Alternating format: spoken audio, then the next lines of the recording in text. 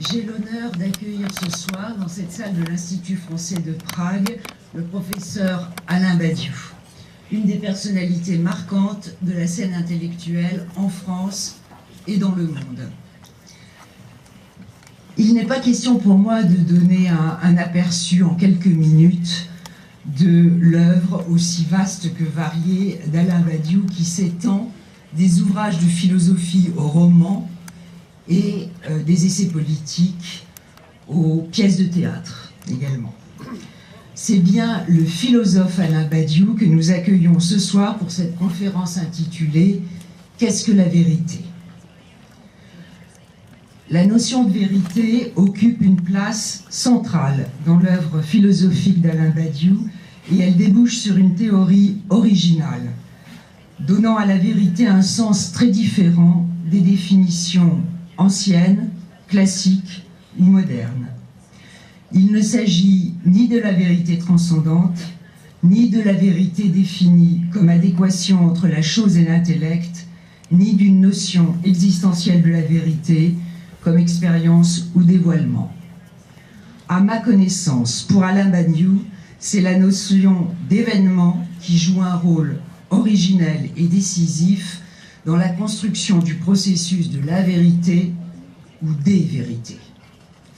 Cette réflexion le conduit à définir la philosophie comme l'espace où il est possible de penser les vérités et les événements qui surviennent, dans les 4 champs de vérité que sont les mathématiques, la poésie, la politique et la tension amoureuse, champs qui se trouvent déjà indiqués chez Platon, avec l'œuvre duquel Alain Badiou entretient un dialogue original et fécond depuis des décennies.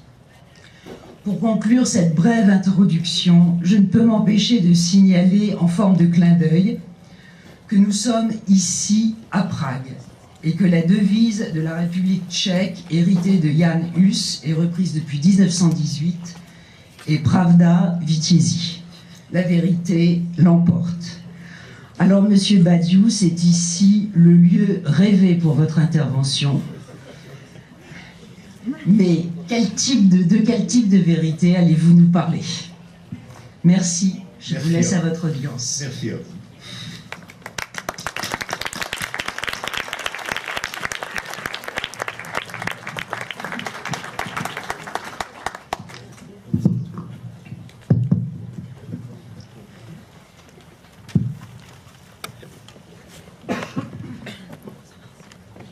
Ce dont je vais vous parler ce soir est très important pour moi, car je peux dire que tout mon travail philosophique revient en fait à proposer une nouvelle définition de ce que c'est qu'une vérité et d'en tirer des conclusions quant à notre existence comme sujet dans le monde.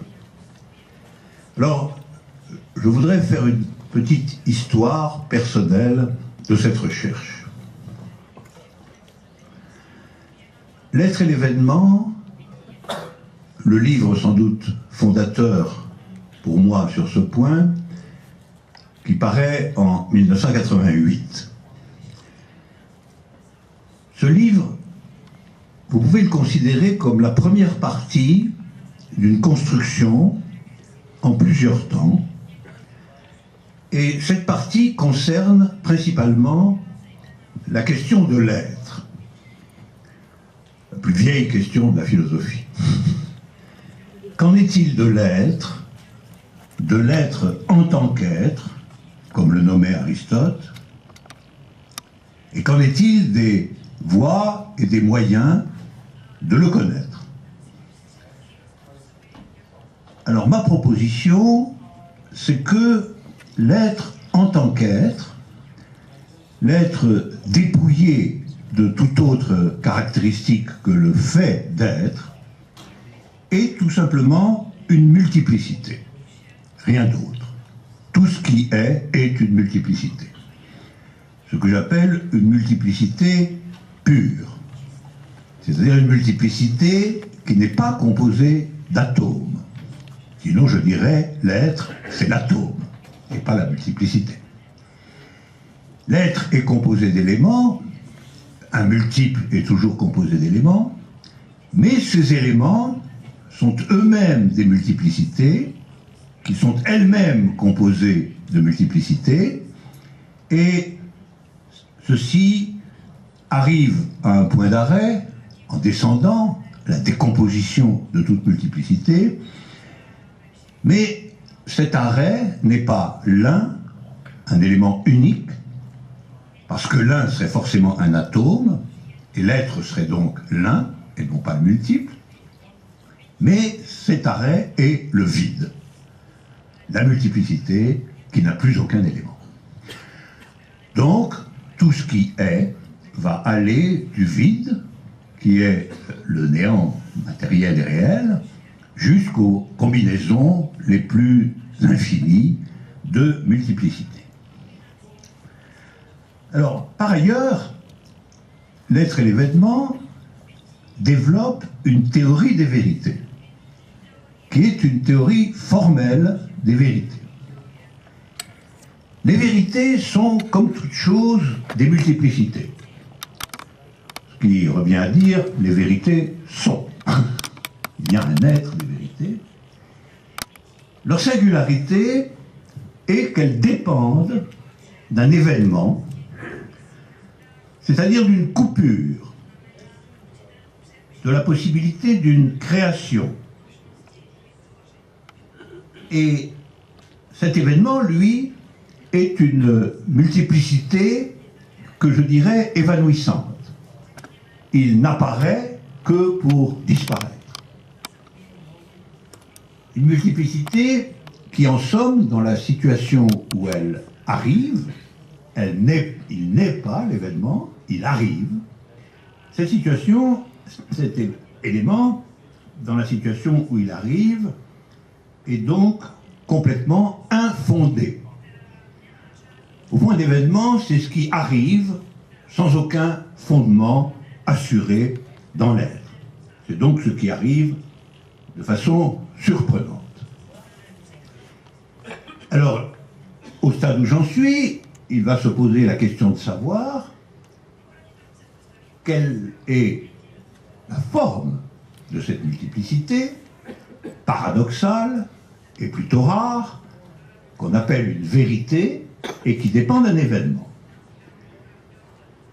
Le livre, l'être et l'événement, va traiter donc à la fois d'une théorie de l'être et d'une théorie des vérités, tout cela dans le cadre d'une théorie du multiple pur qui se trouve affectée de temps à autre, de façon rare, d'une multiplicité infondée et surprenante que j'appelle un événement. La deuxième partie de cette construction a pour titre « Logique des mondes ».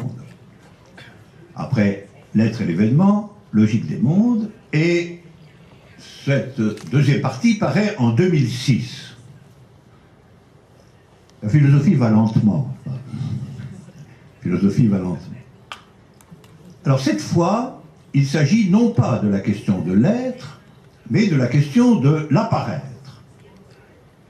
Il s'agit d'une théorie de ce qui, de l'être, c'est-à-dire des multiplicités quelconques, apparaît dans des mondes déterminés et forme des relations entre les objets de ce monde. Je propose de dire que cette théorie est une logique, alors, si vous voulez, que la théorie des multiplicités était ontologique. Elle était ontologique puisqu'elle parlait de l'être en tant qu'être.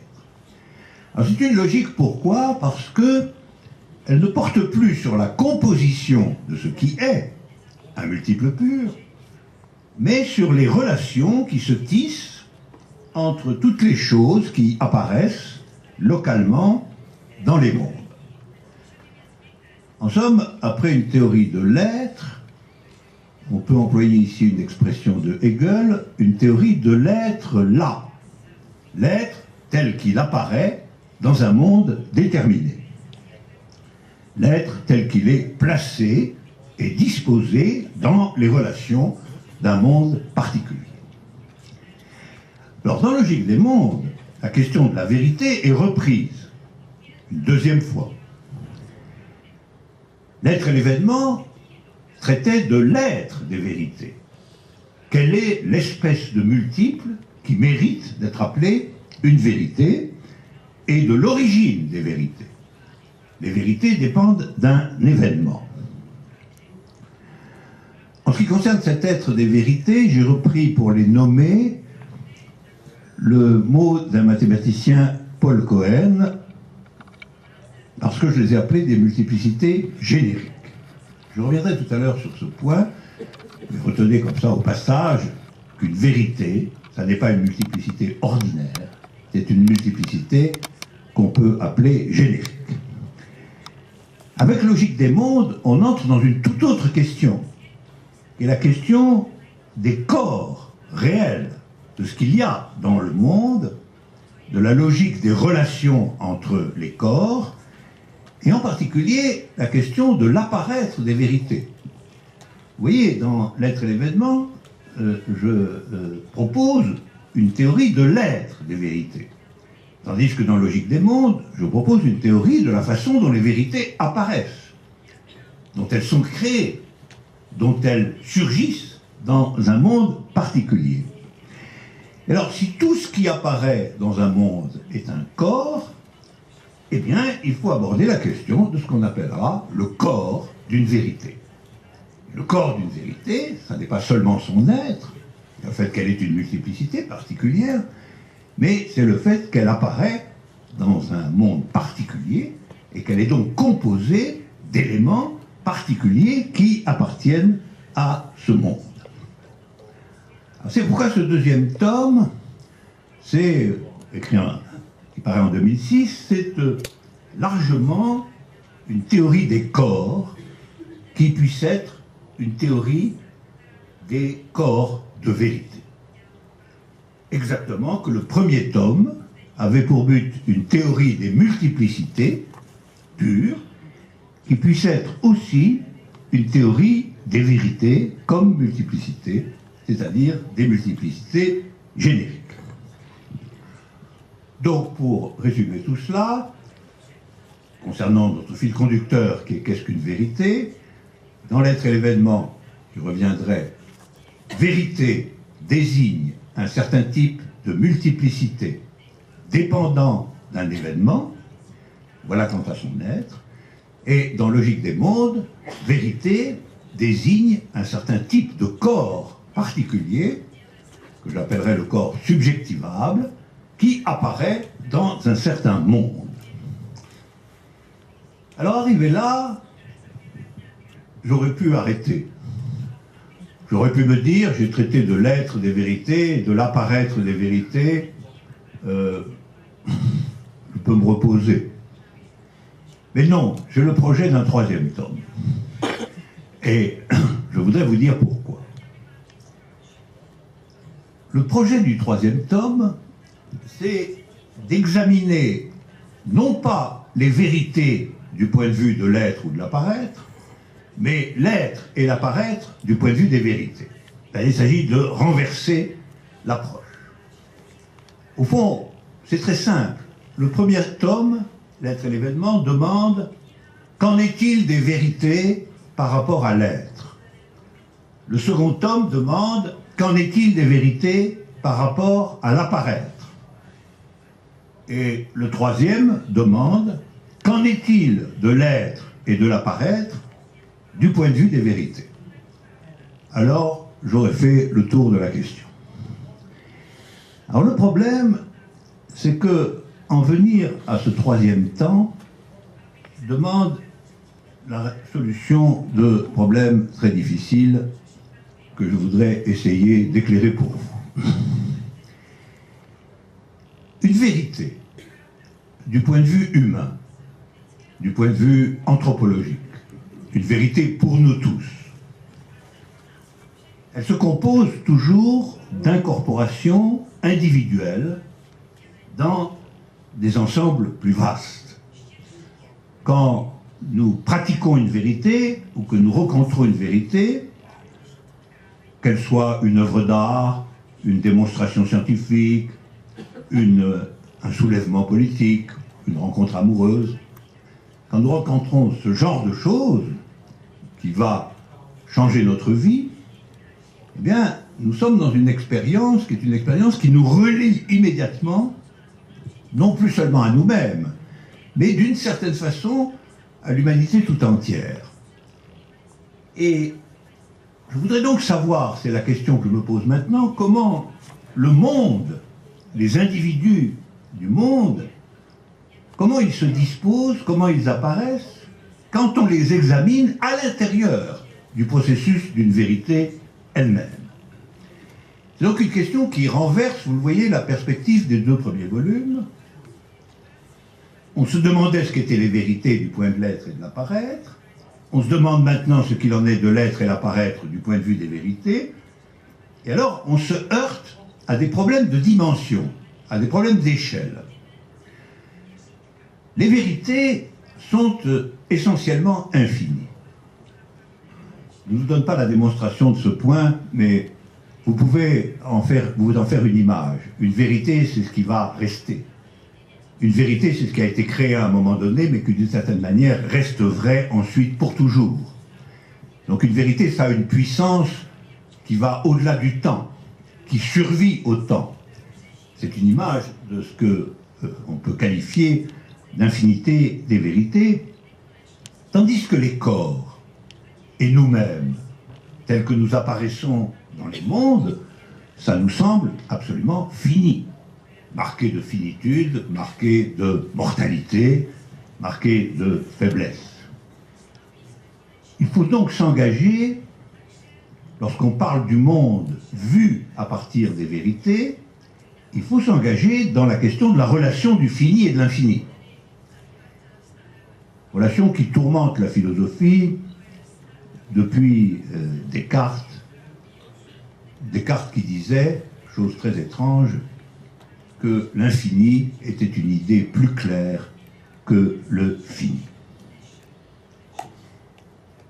Alors, cette difficulté, la relation du fini et de l'infini, c'est-à-dire aussi la relation de tout individu fini à une vérité infinie, cette difficulté, on la trouvait déjà dans les deux premiers volumes d'une certaine manière, parce que dans l'être et l'événement, il y a une théorie assez compliquée, à vrai dire, sans doute trop compliquée, de l'effet en retour des vérités infinies sur le monde, dans lequel, après l'événement, elles ont travaillé, elles se sont développées. Qu'est-ce qui se passe, si vous voulez, quand une vérité surgit dans un monde particulier? Eh bien, cette vérité va changer ce que j'appelle le savoir. Dans toute situation où il y a un certain état du savoir, si vous avez une nouvelle vérité, vous allez avoir en réalité une transformation du savoir.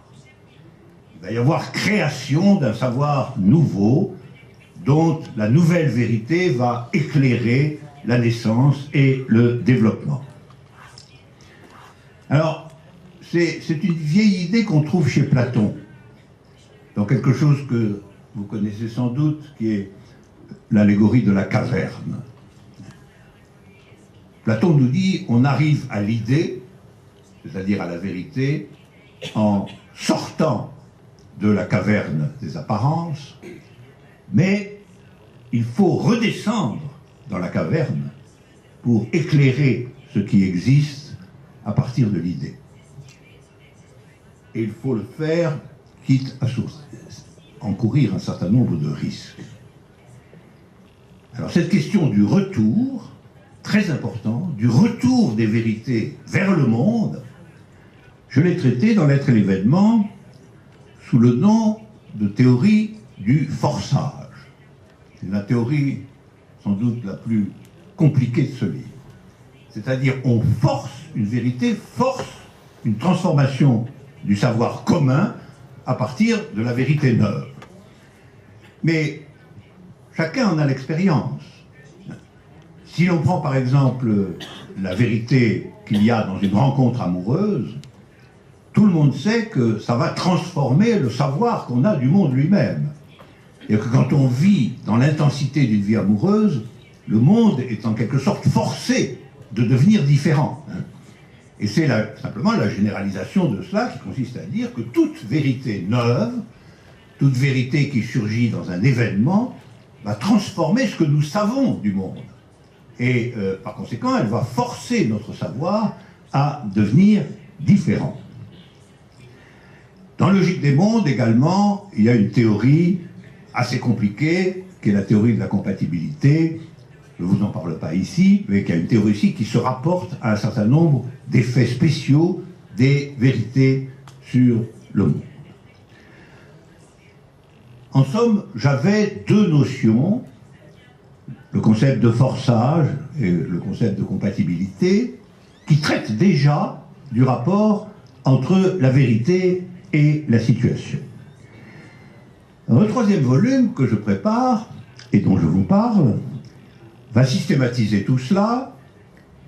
Il va s'installer dans les différents types de vérité, le type amoureux, le type politique, le type scientifique. Il va s'installer là et il va demander que se passe-t-il quand le monde entier est abordé du point de vue de la vérité. Que se passe-t-il quand on adopte le point de vue de la vérité sur les multiplicités ordinaires? Alors vous voyez, le but de tout cela, au fond, c'est de poser la question: comment le monde est-il éclairé du point de vue des vérités? Est-ce qu'il y a des obstacles? Qu'est-ce que c'est qu'une victoire de la vérité? Qu'est-ce que c'est qu'un échec de la vérité? Qu'est-ce que c'est qu'une création? Voilà les questions que je voudrais aborder et qui, vous le voyez, sont les questions de l'effet des vérités dans le monde et non pas la simple question de l'être ou de l'apparaître des vérités. Le but de tout cela, c'est de lier à la fin des fins la notion de vérité à la représentation de ce que c'est qu'une vie humaine digne de ce nom. Le problème final, c'est celui de ce que j'appelle la vraie vie. Alors, la question de la vraie vie, je l'avais déjà un peu abordée à la fin de Logique des mondes. Qu'est-ce que la vraie vie? Ma réponse est: la vraie vie, c'est vivre sous le signe d'une idée. C'est vivre dans le contact avec des vérités. C'est vivre dans une sorte d'incorporation subjective aux vérités. Mais il faut aller plus loin, je pense. Il faut se demander quel est le rapport de la vérité à la vie. Et par conséquent, quel est le rapport de la philosophie à la vie réelle? C'est une question vraiment primordiale. Vous comprenez bien que si on ne peut pas dire à quoi sert la philosophie du point de vue de la vraie vie, la philosophie n'est qu'une discipline académique supplémentaire. Il faut tenter de créer la possibilité d'un rapport direct entre la philosophie et la vie, la vraie vie. Il faut retrouver la question platonicienne du rapport de la philosophie au bonheur de vivre. En somme, il faut passer d'une doctrine négative de la singularité des vérités à une doctrine affirmative. Dans Théorie du sujet, un livre écrit en 1982, je distinguais le procès subjectif et la subjectivation. Autrement dit, je distinguais la constitution d'un sujet, son être, si vous voulez, du moment où le sujet se constitue lui-même dans son rapport à quelque chose. Et je dirais que l'être et l'événement et logique des mondes contiennent des choses très importantes sur le procès subjectif, mais que la subjectivation proprement dite, c'est-à-dire la manière dont on entre dans le rapport aux vérités, reste obscure, traitée négativement ou de façon purement différentielle. La subjectivation, vous le voyez, c'est la façon dont on subjective de l'intérieur le protocole de vérité. Je crois qu'il me manque encore, c'est une autocritique, je crois qu'il me manque encore une intuition véritable de ce que c'est que la subjectivation. Et surtout, de ce que peuvent être, pour une même vérité, des subjectivations différentes. Je voudrais prendre ici un exemple très simple. Deux personnes différentes regardent un grand tableau, une grande œuvre picturale. On aura un fragment d'incorporation à la vérité artistique avec un certain affect, l'immobilisation du regard de l'un et de l'autre sur le tableau. Mais cet acte de subjectivation qui consiste à regarder le tableau, est-il identique chez les deux spectateurs? Voilà une question extrêmement difficile. On est tenté de dire, oui, c'est la même œuvre, c'est la même vérité, donc c'est le même procès subjectif, mais c'est donc la même subjectivation.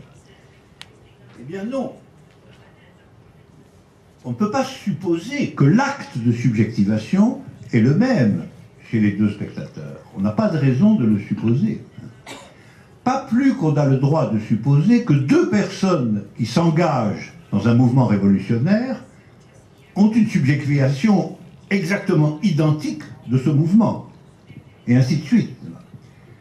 Question très délicate, qu'est-ce qui fait la différence de deux subjectivations au regard d'une vérité qui est la même et qui, de surcroît, est universelle?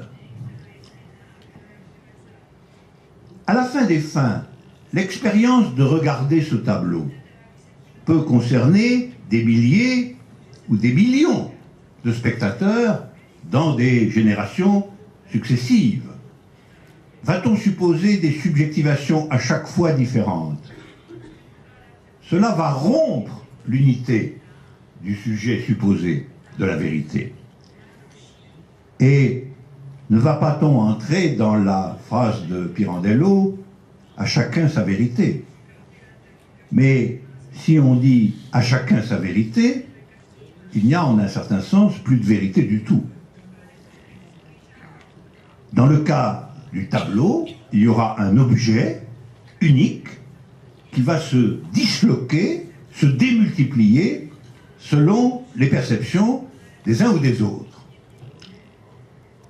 Alors, le problème ne peut être résolu que si on fait un détour par la question de la négation. C'est un point que je voudrais vous soumettre parce qu'il est délicat mais d'un extrême intérêt, y compris dans les questions politiques. Parce qu'en politique, la question de l'unité subjective est fondamentale. Mais comment cette unité subjective peut-elle résister à la multiplicité des subjectivations différentes? Pourquoi la question de la négation? Chacun voit le tableau à sa manière.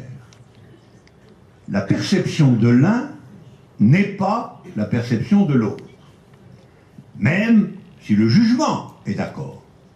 Même si l'un dit « j'aime ce tableau », que l'autre dit aussi « j'aime ce tableau », néanmoins la subjectivation peut être supposée différente.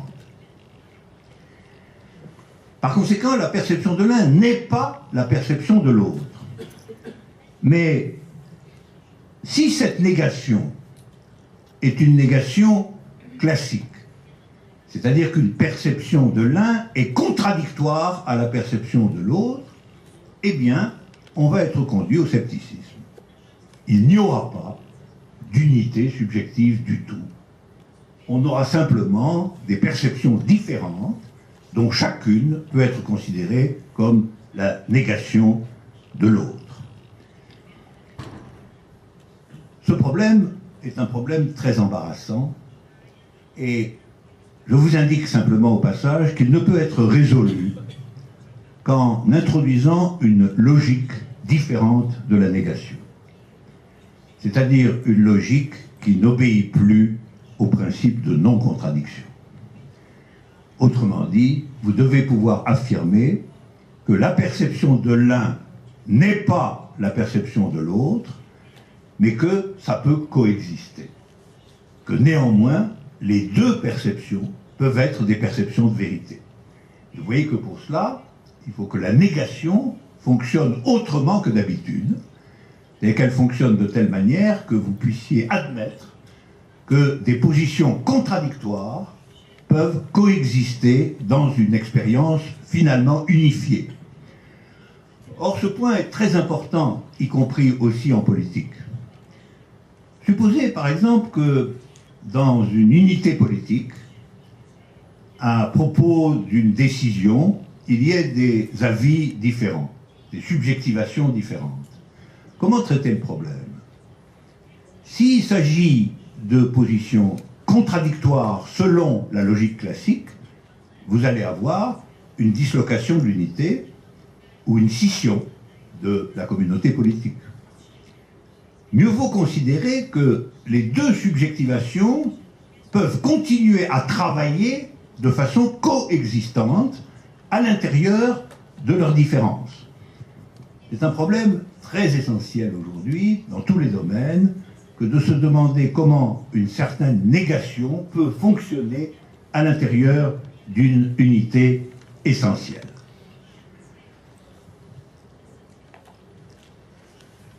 Tout cela aboutit en définitive à une expérience philosophique neuve.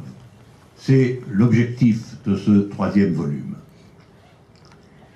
À une expérience commune de l'idée, de la vérité, à la coexistence possible de subjectivations différentes et à la nécessité de transmettre les expériences différentes dans l'unité de la vérité. Nous retrouvons là un très très vieux problème philosophique qui est la forme du rapport entre l'unité universelle du vrai et la multiplicité des expériences de cette unité. Alors, voyez, en définitive, pour moi, les vérités existent. Je les caractérise et j'ai dit de manière explicite comment et pourquoi elles existent. Le problème difficile, c'est celui de la transmission des vérités dans la communauté d'une expérience. Ce qu'il faut transmettre, c'est que les vérités, en tant qu'elles existent, sont en exception du reste, qu'elles existent comme des œuvres à partir d'une dialectique serrée entre plusieurs formes de multiplicité. Cette vieille idée est une idée de Platon, parce que c'est l'idée que la vérité est accessible à tout un chacun sans qu'il ait à renoncer à sa singularité. La singularité de l'individu, sa subjectivation ne la détruit pas, elle l'installe dans une coexistence nouvelle avec les autres subjectivations. Comprenez bien que cela veut dire qu'une vérité unifie, mais qu'elle unifie sans exiger l'abandon des différences. Et c'est pourquoi nous évitons le piège du dogmatisme. On peut appeler dogmatique la position qui consiste à dire s'il y a des vérités, alors ces vérités ne vont pas accepter les différences.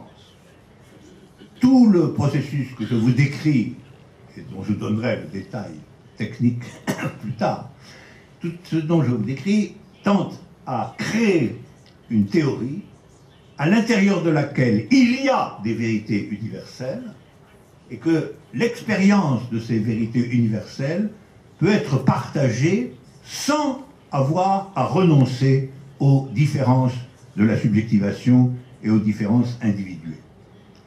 Ce qui veut dire qu'il peut exister une théorie non dogmatique des vérités universelles.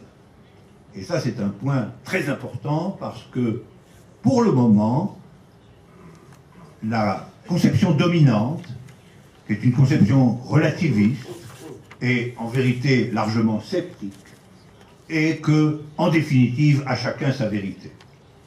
Puisque les subjectivations sont différentes, en définitive, il n'y a pas vraiment de vérité commune, et au fond, il n'y a que des opinions. Il n'y a que des opinions. Alors comment on tranche entre les opinions? Comme il n'y a pas de vérité, pour trancher les opinions, c'est très difficile. Alors finalement, on considère que la moins mauvaise, c'est celle qui est majoritaire. Or ça n'est pas sûr. N'est pas sûr. Rien ne le démontre. Ce que je propose à la place de cette vision, c'est de dire, il y a des vérités universelles, les subjectivations peuvent être différentes, c'est-à-dire les expériences de ces vérités peuvent être différentes, mais cette différence ne crée pas la nécessité d'une scission, la nécessité d'une opposition. Autrement dit, ce qui est universel, ce qui est égalitaire, travaille non pas contre les différences, mais à travers les différences. C'est le point essentiel auquel je veux parvenir et auquel je veux donner ses fondements. La philosophie, voyez-vous, pour moi, c'est cette discipline de pensée, cette discipline singulière qui part de la conviction qu'il y a des vérités et qui cherche à savoir ce que signifie le partage des vérités. Ne pas renoncer à l'universel, mais ne pas renoncer non plus aux différences subjectives. C'est l'idée que l'universalité des vérités, qu'elles soient amoureuses, qu'elles soient scientifiques, qu'elles soient de l'ordre de l'art, qu'elles soient de l'ordre de l'action politique ou tout autre genre, la caractéristique des vérités, c'est certainement de pouvoir être vérité pour tous les esprits. Mais ce pour tous les esprits doit être conçu de telle sorte qu'il n'entraîne pas de négation dès lors que les subjectivations sont différentes. Et c'est pourquoi on se servira d'une négation qui est aussi une possibilité de coexistence. La philosophie est un trajet. Elle va de la vie qui propose l'existence des vérités à la vie qui fait de l'existence des vérités une expérience partagée.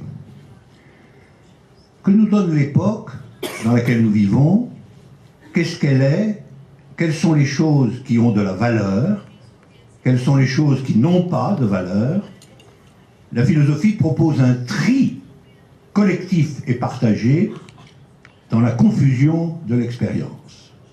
Et grâce à l'existence des vérités, la philosophie propose une orientation de la vie, collective et personnelle. Alors ça suppose vraiment un concept de vérité. Cette vérité peut très bien recevoir un autre nom. Dans l'histoire de la philosophie, ce dont je vous parle là, sous le nom de vérité, a connu d'autres noms. Toute une partie, par exemple, de l'œuvre de Deleuze, eh bien, on voit que ce que nous appelons ici la vérité s'appelle le sens.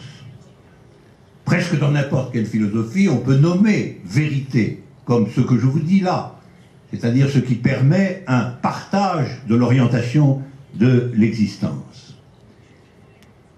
Il faut donc de toute façon un tri entre ce qui est vérité, ce qui est sens, ce qui est bien, peu importe le mot, et le partage de tout cela, l'orientation à partir de cela et ce qui ne l'est pas. Il faut donc un tri, il faut une machine à trier ce qui est vérité et ce qui ne l'est pas. Et donc il faut un concept de vérité. Il faut montrer que cette vérité existe vraiment, mais qu'il n'y a pas pour cela besoin d'un miracle. Il n'y a pas besoin d'avoir des dispositifs transcendants. Certaines philosophies tiennent à ces dispositifs transcendants, un Dieu, un bien, etc. Mais ce n'est pas ma voie. Alors on revient à ce moment-là tout près de la question la plus simple et la plus initiale. Qu'est-ce que vivre? Qu'est-ce qu'une vie digne et intense, non réductible aux stricts paramètres de la vie animale? Une vie qui signale l'affect du bonheur réel. Voilà, je pense que la philosophie doit inclure, à la fois dans sa conception et dans sa proposition, la conviction que la vraie vie peut être expérimentée en immanence et partagée sans conflit. Quelque chose doit signaler la vraie vie à l'intérieur d'elle-même, pas seulement comme un impératif extérieur, comme l'impératif moral kantien. La vérité se signale aussi par un affect qui nous dit qu'avec cette orientation, la vie vaut la peine d'être vécue. Il y a chez Aristote une formule que j'aime beaucoup et que je reprends volontiers. Vivre en immortel. Vivre la mortalité, mais la vivre en immortel. Il y a d'autres noms pour cet affect du vrai. Béatitude, chez Spinoza. Joie, chez Pascal. Surhomme, chez Nietzsche. Sainteté, chez Bergson. Respect, chez Kant. Je crois qu'il y a un affect de la vraie vie. Et moi, je lui donne le nom le plus simple, celui de bonheur. Cet affect n'a pas de composante sacrificielle, rien de négatif n'est exigé, il permet le partage, il n'y a pas de sacrifice comme dans les religions dont la récompense est demain et ailleurs. Cet affect, c'est le sentiment partagé de la subjectivation du vrai, c'est le sentiment affirmatif d'une délitation de l'individu dès lors qu'il co-appartient au sujet d'une vérité. La philosophie, ce sera ma conclusion, à partir du moment où elle affirme et soutient une conception non dogmatique des vérités. La philosophie, c'est trois choses. C'est un diagnostic de l'époque. Qu'est-ce que notre époque nous propose? C'est une construction à partir de cette proposition contemporaine d'un concept de vérité. Et c'est enfin une expérience existentielle et partagée relative à la vraie vie. Diagnostic sur l'époque, que nous propose-t-elle? Construction d'une idée partagée et non dogmatique de la vérité, expérience de la vraie vie et de son affect. L'unité des trois, c'est la philosophie. L'unité des trois, c'est la philosophie, le contexte dans lequel il peut y avoir une vérité, le concept de cette vérité et l'orientation de la vie en fonction de son existence. À un moment donné, vous savez, la philosophie, c'est une philosophie. Quand j'aurai écrit mon 3e volume, j'aurais proposé l'unité des trois composantes de toute philosophie, et je pourrais vous dire, la philosophie, c'est moi. Et c'est donc aussi bien, vu ce que je vous ai dit sur le partage, c'est aussi bien égalitairement vous tous, qui me lisez ou pas, qui pensez ce faisant avec moi, ou contre moi, ou sans moi, aussi bien. Mais c'est le partage des vérités qui compte. Ce n'est pas le partage de la théorie des vérités. C'est l'expérience des vérités elles-mêmes qui compte. si penser il y a l'éternité d'une expérience terrestre. C'est cela que la philosophie essaie de rendre possible. Elle ne le crée pas, elle cherche à l'éclairer, à le rendre possible. L'éternité d'une expérience terrestre, celle d'une immanence à la vraie vie. La vraie vie, la vie qui partage la subjectivation des vérités et qui se réjouit de leur existence. Et dans l'immanence à la vraie vie, nous tous, amis et ennemis, lecteurs et non-lecteurs, philosophes et non-philosophes, nous partagerons le bonheur de cette immanence. Merci.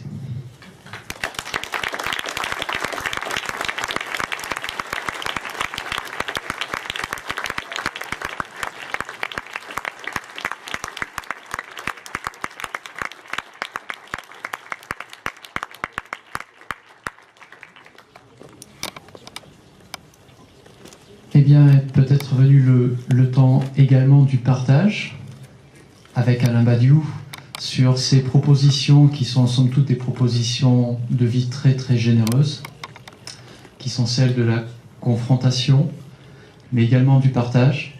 Donc, libre à vous de vous exprimer également et de proposer à Alain Badiou des éléments et des pistes de réflexion.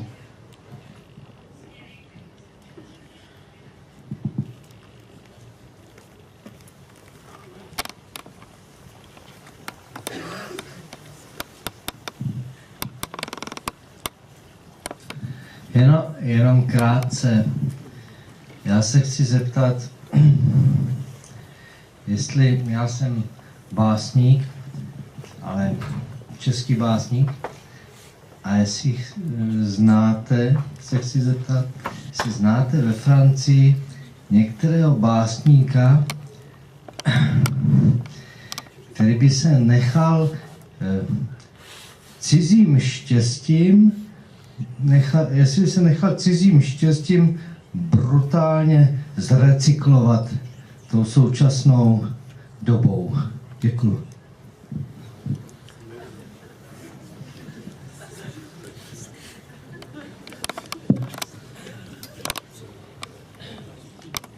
Vous savez, je pense que la poésie est un registre très important des vérités, comme je les comprends.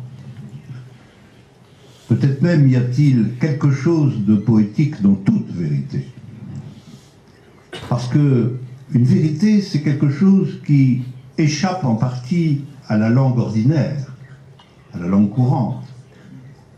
Une vérité, c'est quelque chose qui naît comme un événement et qu'il faut ensuite travailler, partager. Et une vérité n'est pas immédiatement existante dans la langue courante. Or, ce qui n'est pas la langue courante, c'est par excellence le poème. La poésie, c'est ce qui fait dire à la langue ce que d'habitude elle ne dit pas. Et donc il y a un lien très profond entre vérité et poésie. Et j'ai même soutenu à un moment donné que dans toute vérité, lorsqu'on cherche à lui donner un nom à cette vérité nouvelle qui apparaît, qui surgit, cette recherche est de nature poétique. Et que le nom qu'on donne aux vérités est une création dans la langue qui ressemble à la création poétique toujours. Donc, pour trouver un poète qui soit dans l'élément de la subjectivation des vérités, je crois qu'on peut prendre n'importe quel poète, et donc j'en trouverai sûrement un.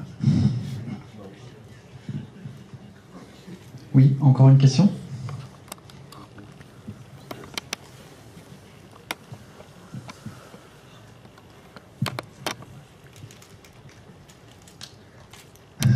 Jmenuji se Lukáš Matuška, děkuji za slovo. Mám dvě stručné otázky, položím je tedy v češtině. První otázka navazuje na to, co jste zde řekl. Zajímá mě, jaký je potom společenský status filozofie. Zda není docela ostře hierarchický v tom slova smyslu, že popisujete situaci nějakou skeptickou, ve které vlastně všichni se domníváme, že má každý tu svou pravdu, jak jste citoval. A do této situace by nějakým způsobem měla zasáhnout filozofie, měla by ukázat, že pravda existuje. Je to skutečně filozofie jako disciplína, tak jak jste ji tady popsal, která je toho schopna a jenom ona? A co by to potom znamenalo vlastně pro události v politickém řádu a tak dále? Nepředpokládalo by to poměrně, a tady se opět vracíme vlastně k Platónovi, k nějakého představě filozofů králu, nepředpokládalo by to vlastně určitou dominanci toho filozofického diskurzu nad těmi ostatními, a pokud to v nějaké slabší podobě zastáváte, jaké jsou historické příklady této změny? Můžeme něco podobného najít ve vztahu, dejme tomu, levicové filozofie a dělnického hnutí v 19. století? Předjímala filozofie nějakým způsobem toto hnutí, anebo je to spíše jenom zpětná projekce? To je tedy první otázka. Druhou otázku už zestručním. Vlastně rozumím tomu tak, že vaše teorie události, potažmo pravdy, je možná nejdůslednějším rozchodem s nějakými variantami historického materialismu, protože o události říkáte, je absolutně nepředvídatelná. Jaká je potom role sociálního vědce, respektive někoho, kdo pracuje s nějakou pozitivistickou variantou, s nějakou filozofií dějin? Já tady zmiňuji konkrétně historický materialismus, protože by mě zajímalo, co s vaší teorií událostí, s vaší filozofií, potom ještě z marxismu, na který tu a tam odkazujete, zbývá. Jestli vůbec něco.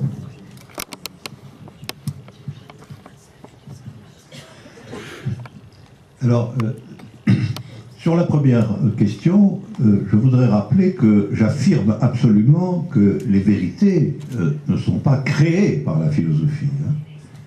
La philosophie n'est pas une discipline qui crée les vérités, elle est simplement une discipline qui essaie de proposer à chaque époque, depuis le monde grec jusqu'à aujourd'hui, elle essaie de proposer à chaque époque une théorie de la vérité qui soit ajustée à la production de vérité de son époque. Parce que les époques successives créent des genres de vérités différents. Par exemple, en Grèce, on voit apparaître la géométrie et l'arithmétique, mais aujourd'hui, on voit se développer, mettons, la géométrie algébrique ou des disciplines, y compris mathématiques, tout à fait nouvelles, tout à fait différentes. Donc, la philosophie ne crée pas les vérités, elle essaie de permettre de leur repérage, leur identification, en proposant un outil nouveau qui est un concept de vérité. Ça, c'est le premier point. Et évidemment, elle est aussitôt amenée à lutter contre tous ceux qui pensent qu'il n'y a pas besoin de ça, qu'il n'y a pas besoin de vérité, que les opinions courantes suffisent. C'est pour ça que dès le début, Platon engage la lutte contre les sophistes. Parce que la doctrine des sophistes, c'est qu'il n'y a pas de vérité. Il n'y a que des opinions plus ou moins fortes. Et la philosophie va lutter contre cette idée que c'est la force qui règle la circulation des idées. La théorie des sophistes, c'est une idée s'impose quand elle est la plus forte. Voilà. Et la philosophie, c'est ce qui dit non. L'idée doit s'imposer à raison de son universalité réelle, c'est-à-dire à raison de sa vérité.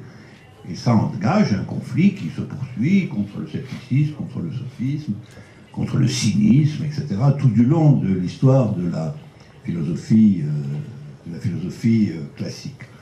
Donc ça, c'est un point très important, et qui distribue assez bien le rapport entre les créations de vérité, qui relèvent de champs spécifiques, qui sont les champs de la création humaine, création des œuvres d'art, création des théories scientifiques, création des grandes figures de la passion existentielle, création des grandes nouveautés politiques. Donc il y a le champ de la création humaine, et puis il y a le champ de l'identification dans cette création humaine de ce qui est réellement universel, de ce qui mérite le nom de vérité, c'est ça qui est la tâche de la philosophie. Ça, c'est un point qui est très général et que je n'invente pas. Alors sur la deuxième question, je pense que le fait que les grands événements, y compris et surtout politiques, soient imprévisibles, ça c'est un fait. Même Marx, même Engels n'ont jamais nié ce point. Ils n'ont jamais dit qu'on pouvait déduire la Révolution française des conditions sociales de l'Ancien Régime. Il y a des partis déterminés, et puis il y a des partis qui ne le sont pas du tout. Et en fin de compte, quand il y a un grand événement, ce qui les caractérise justement, c'est qu'il n'était pas prévisible. Personne ne l'a prévu, et tous les acteurs de ce mouvement sont dans l'imprévisible. On voit bien que quand il y a une révolution, la situation change tous les jours. Et elle n'est prévue par personne. Et donc il faut s'adapter aux circonstances, de sorte qu'il en va de même quand surgit un nouveau courant artistique totalement novateur. Tout ça est imprévisible. Donc simplement, il faut intégrer au matérialisme, qui permet d'expliquer des tas de choses, il faut intégrer au matérialisme cet élément supplémentaire qu'il y a des événements. Et c'est pourquoi même mon maître Louis Althusser a fini par parler d'un matérialisme aléatoire. Matérialisme aléatoire, ça signifiait qu'il y a aussi quelque chose qui n'est pas prévisible. Entre parenthèses, c'est une très vieille idée, puisqu'on la trouve déjà chez Épicure. Le matérialisme atomistique d'Épicure comporte un élément aléatoire qu'il appelle le clinamène, la déviation. Et on voit très bien qu'un matérialisme authentique fait place aussi à l'imprévisible. Voilà. Donc je me sens en état de rester marxiste.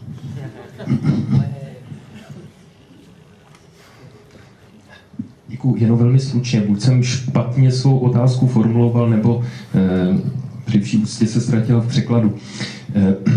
Tedy ještě jednou, moje první otázka se neptala na to, jak je to možné, že filozofové vytvářejí pravdy, nebo je přísně za to předcházejí.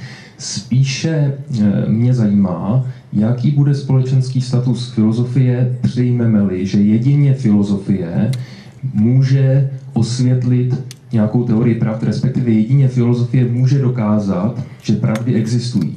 Co to bude znamenat pro postavení filozofie ve společnosti? K té druhé jenom velmi stručně, ačkoliv dalo by se to přejít. Necháme to u té první.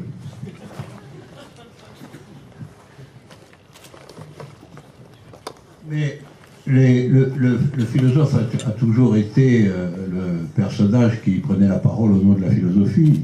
Le statut social n'est pas déterminé. Il n'y a pas de détermination du statut social de la philosophie. En particulier, il ne faut pas du tout confondre l'existence créatrice de la philosophie avec le fait qu'il y a une discipline universitaire qui s'appelle la philosophie. Ce qui est très bien d'ailleurs. Mais la philosophie créatrice, elle a été inventée par des gens tout à fait différents. Prenez Descartes, par exemple, il n'était absolument pas dans l'université qui existait à son époque. Au contraire, il polémique contre la Sorbonne, etc. Il y a des personnages tout à fait étranges dans la philosophie, des espèces d'égarés solitaires comme Nietzsche. Il y a les philosophes du XVIIIe siècle qui sont des intellectuels engagés, déjà, des gens qui mènent des combats politiques périlleux, exposés. Il y a des sortes de demi-autodidactes qui fonctionnent tout seuls, un peu comme des fous, comme Auguste Comte. Philosophe, c'est n'importe qui en vérité. C'est n'importe qui s'est avéré capable, à un moment donné, dans des conditions très variables et très complexes, de prendre position sur la question des vérités. Et même Socrate, c'est un personnage, le créateur, c'est un personnage qui se baladait dans les rues en parlant aux gens, pas de statut particulier. Il n'était ni pauvre ni riche d'ailleurs. Donc je pense que de même que les vérités...